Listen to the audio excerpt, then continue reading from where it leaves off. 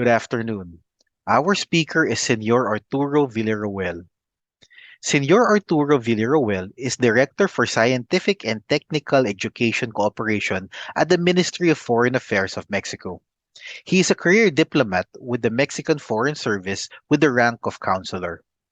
Previous posting at other Mexican representations include Head of the Commercial Section at the Embassy of Mexico in Vietnam, Head of the Commercial Section at the Embassy of Mexico in the Philippines, Deputy Consul General in Guangzhou, China, Deputy Director for Asia Pacific, Mexico, Chief of the Consular Section, Consulate General of Mexico in Hong Kong, Mexican Delegate for Education, Energy, Science, and Technical Affairs at Organization for Economic Cooperation and Development, Paris.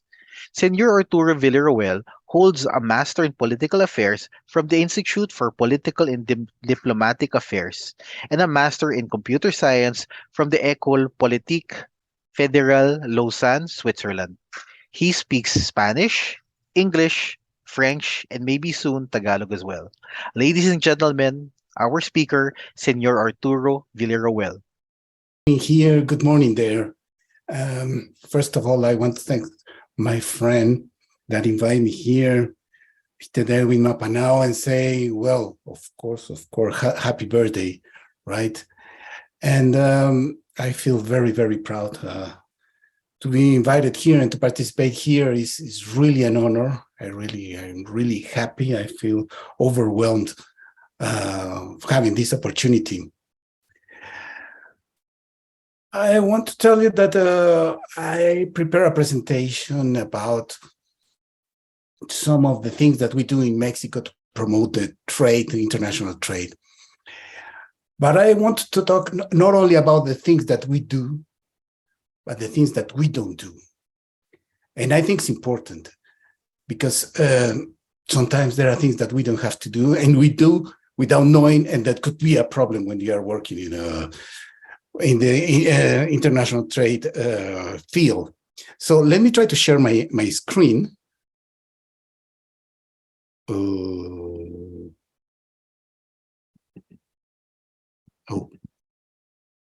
wait.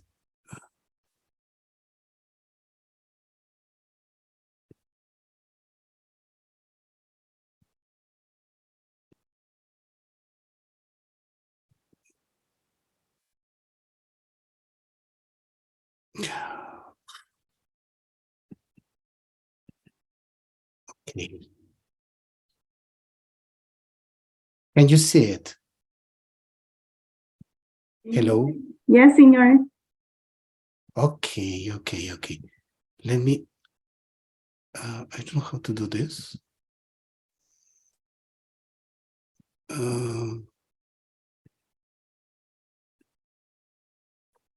Wow.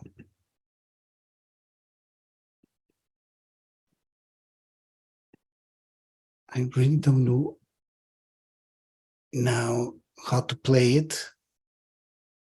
You can try the play button at the top.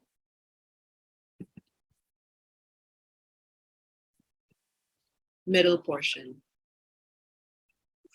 where it says play with a triangle.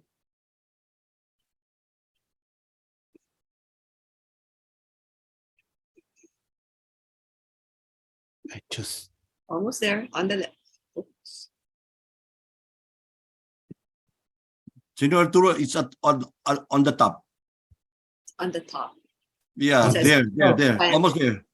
There's play. No. Yes, Oh, yeah, please, you can play slideshow. slideshow. Okay. Can you see it? Okay. So I don't know if you can see the whole image, or do you see my image also? We can see the image of President Trump and the Prime Minister. That's all that you see, right? Correct? Yes. Okay. So let me begin with this. As I said, I prepare something that to share good practices and to avoid bad practices, right?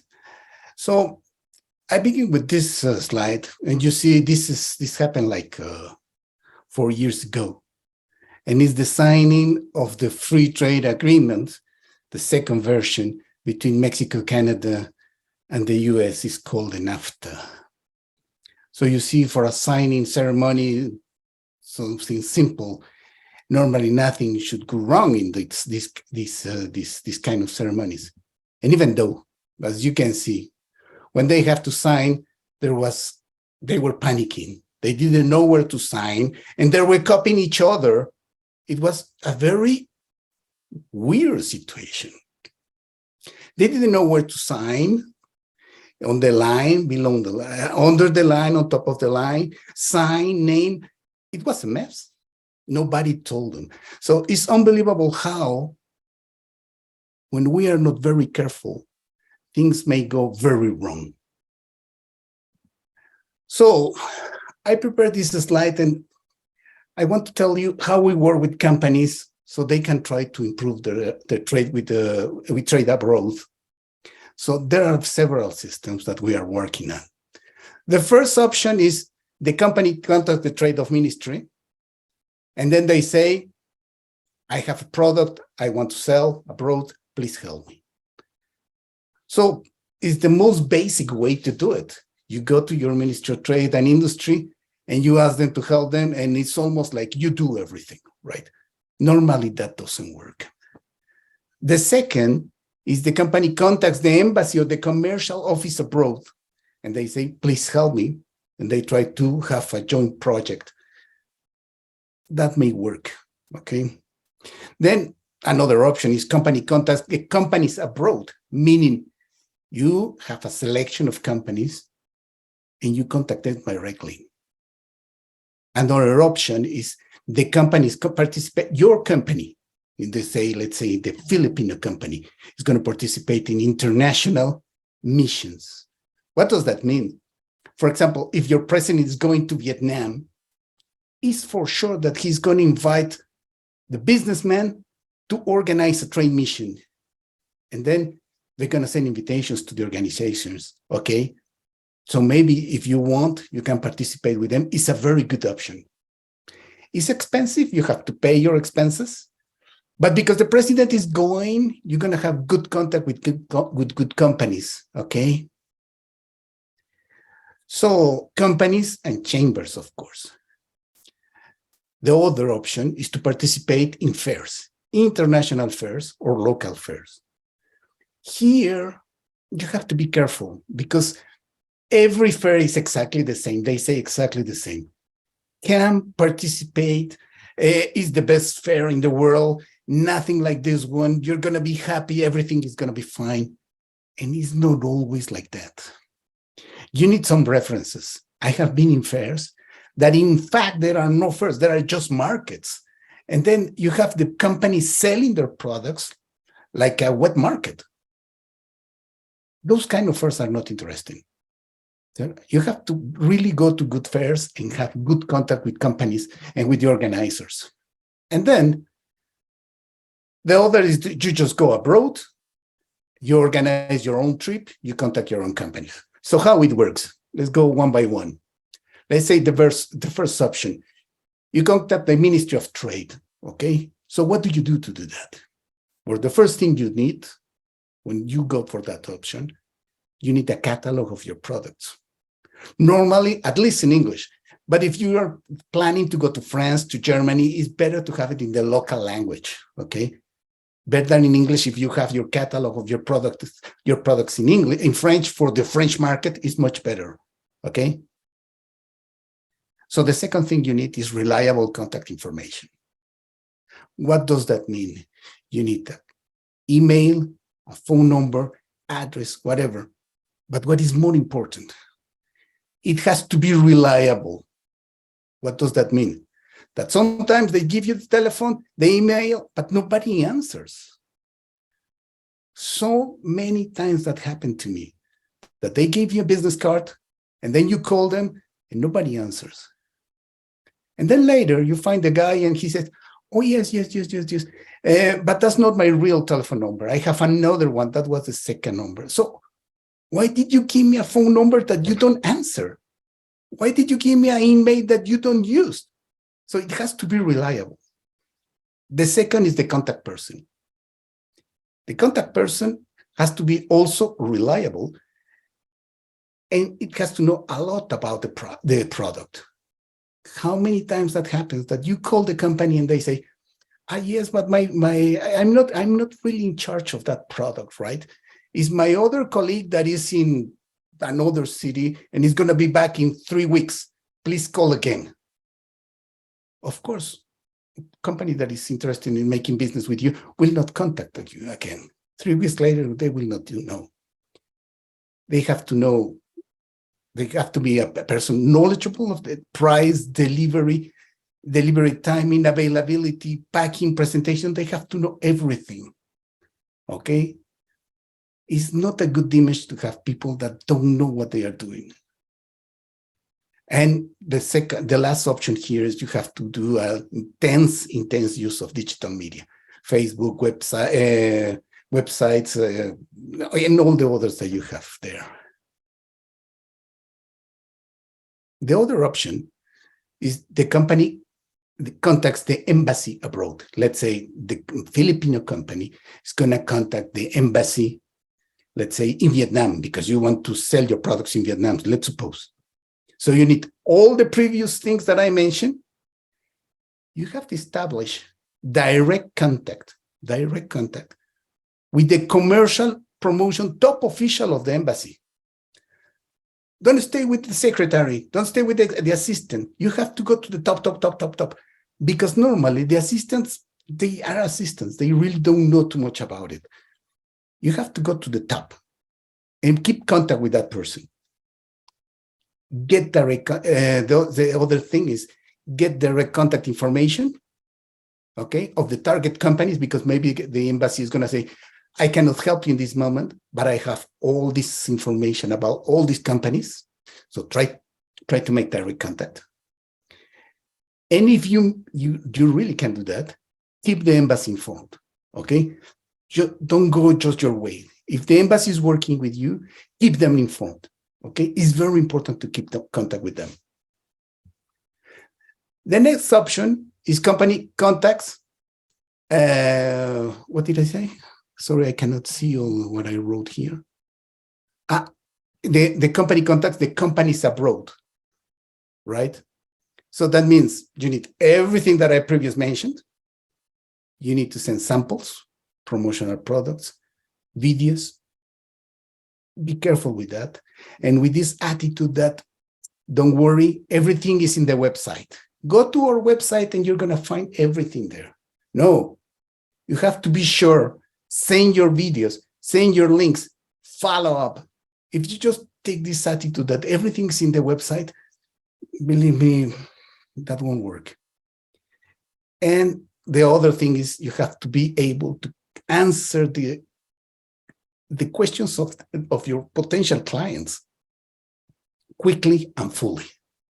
If you don't share good information timely, it's bad image. Believe me, it's bad image.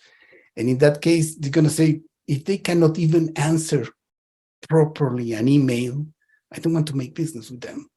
Okay? Oops. So what's going on? Okay. So, and then just to end, all the other options that I said, company participates in local and international fairs, company visit companies abroad. You need everything that I mentioned previously. And if you go abroad, please visit chambers, stores, companies. Try to visit everybody there. Now, I want to mention something that is not very common, but it works.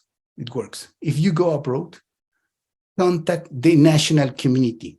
Meaning, if you go to Germany, contact the business Filipino community that is there already. The Filipinos that are working there. You know that people is very important. It's very important because they are already doing business there. And they can share with you a lot of information, things that you have to do, good contacts, new contacts, experiences that they already have. Yeah. So I always try, when I have visitors from companies to my country, so they have contact with the local community, their local community. And you know that you're going to say sometimes, how are you going to do that? It's not easy to contact the whole community. You see, it's very easy. Believe me, it's very easy. The only thing that you have to do is you talk with the ambassador and you said, dear ambassador, the only thing I want to share with you, my happiness, I want to organize a reception for the business community here.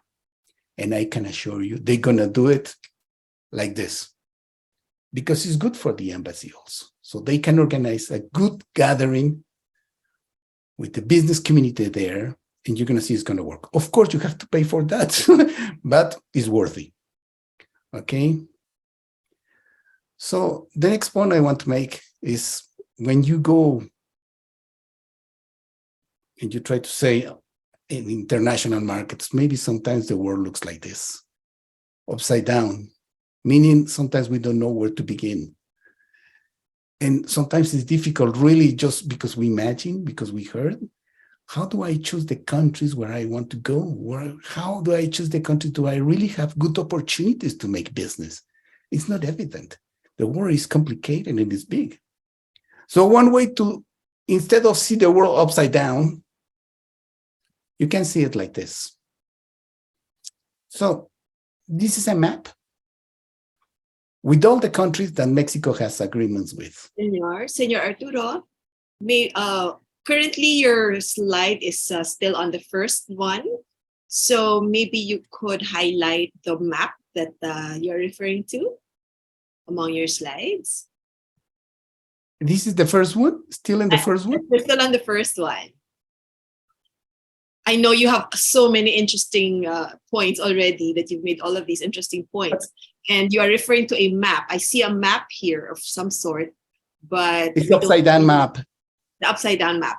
Actually, our tech team is will be doing that for you if you don't mind. They will be go. loading your slides. All right. Okay. Sounds good. Perfect. So next one.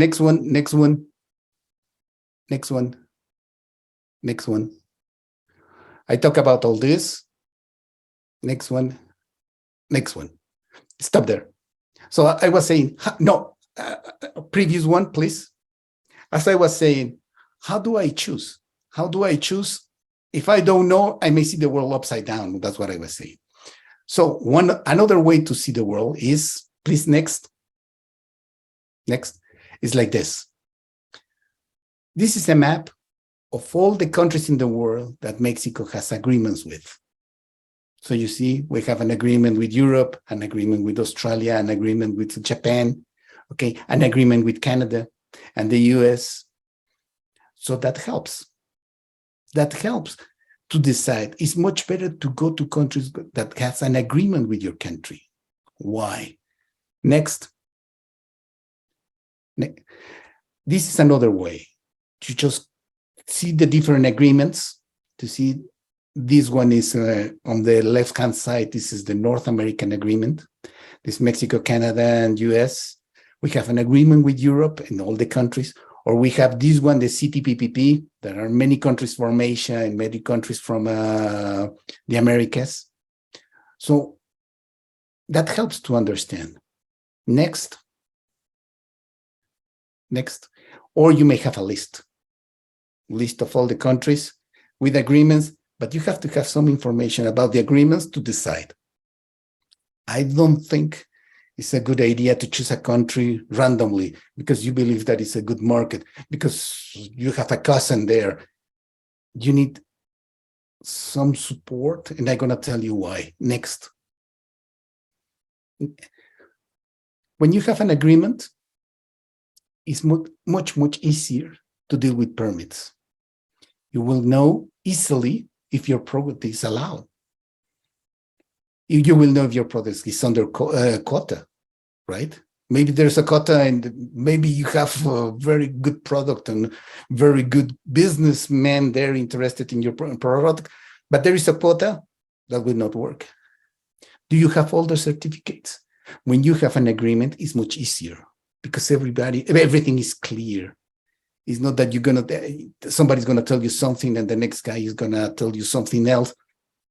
Everything is clear in one document. It's gonna be in quarantine. Do you need legalization? Apostille? Import taxes? Trade insurances? So all this is much easier to deal with with countries that you have agreements with. Next. So let's talk about something that very rarely we talk about: legalization of documents. What is legalization? Some countries are going to ask you documents, their certificates to be legalized, right? How it works. Normally, it's your chamber that is going to put a seal and a signature, and then you go next step to the Ministry of Trade, and they do the same. Then you go to the Ministry of Foreign Affairs, they do the same. And then the most important part is the legalization. The real legalization is when you go to the embassy of the other country and you get the seal and the signature of the consul there. That's the real legalization. That means that your Filipino document is going to be valid in the other country. Okay? So you have to be careful, and I want to share something with you. When I was working there in Asia, I remember this big company that was hire high-skilled technicians. And they went to Mexico, they came to Mexico, and they organized a big event in a nice hotel, and everything was perfect. And I think that there were like 60 Mexicans that decided to go there and work in that country.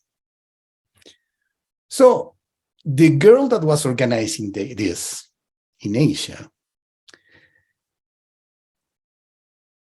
she said to the Mexicans, no problem, you just come here and we will do all your papers here. So they moved there. And when we're dealing with the papers, they say, you just have to get the legalization of your documents here in the Mexican embassy in this country. So they came, all surprised. It was not possible. Because the girl called the embassy and said, just asked, do you legalize documents? Yes, we do. But we legalize the documents of this country to be valid in Mexico, not the other way around.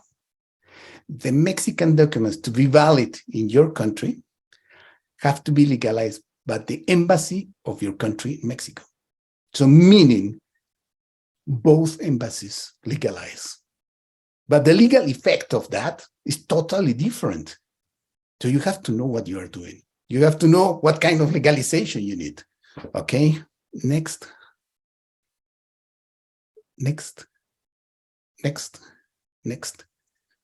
So the other option is you need an apostille. So what is an apostille? This is the Filipino apostille. You know, this is very easy. It's just one stamp on your document. Next. And it's going to be valid. And it's going to be valid in all these countries. So it's much better to work with countries that accept the apostille. And on the other hand, if you're going to work with a country that doesn't use apostille, think again why they are not accepted in this convention. Okay, I will not make any conclusion. I'm just going to point out the situation. Okay, it's not the same to work with legalization but with apostilles. Okay, next. So as I said, you can imagine now that is no coincidence that for Mexico, the top partners, trade partners, are those countries that we have agreements with. The US, Canada, the European Union, and Japan. It's no coincidence. Believe me, it's no coincidence. It's much better to work with countries that you have agreements with. Okay, next. So this one is a little bit distorted. But as you can see, Mexico for imports is already the 11 in the world, and for exports is the 12. So we're doing great. We are close to Canada for the export. As you see, we are 12 and Canada is 11. So if one day we surpass Canada, it's going to be a big party here. You know, we have been behind along the whole history, but we're getting closer and closer and closer and closer, okay? But once again, it's because we are trying to work with countries that we have agreements with. Next. So maybe the last topic I want to mention is soft power. This is the Global Soft Power Index 2022, okay? And you have the countries with most soft power in the world. What does that mean? It's image. Image of your product, the image of your country behind your product. And I want to give you a very easy example. When somebody talks to you about perfumes, automatically you think about Paris, France, nice place, nice food, beautiful women, beautiful guys. Everything is perfect. So yes, when you think about cars, maybe it's Germany or Japan, there is an image of the country. So somehow it's not easy, but it's good to find a way to make part of your product the image of your country. You have to work on that and try to find a way. I'm going to tell you that many, many years ago, I saw a commercial when I was in the US. I saw a commercial about Mexican honey. And this commercial was unbelievable. You see beautiful fields, many people working, everything was perfect. The honey was beautiful. Even the bees were beautiful. You see, everything was perfect. So somehow try to find a way to match the image of your country, a part of your image, to support your product. Next. Well, and these are two last things that I want to mention. Get close to the government. Normally governments, they have some kind of programs, credit, assistance, training, something to help you go abroad. Maybe it will not work for you, but they have something. Try to get information, try to know what is available. Next. And maybe the most important, I think, and that's something that has been happening in Mexico. Businessmen are always pushing the government to sign more agreements because they know that it's important. So if you want the Philippines to have more agreements, you have to put your countries, your government. Say, I want agreements with this, I want agreements with that, I want agreements with that. It depends on your interest, but you have to let them know that you need that to go abroad, to get bigger, okay? And with this last slide, I want to thank you for your time. And thanks again for your attention. Thanks a lot.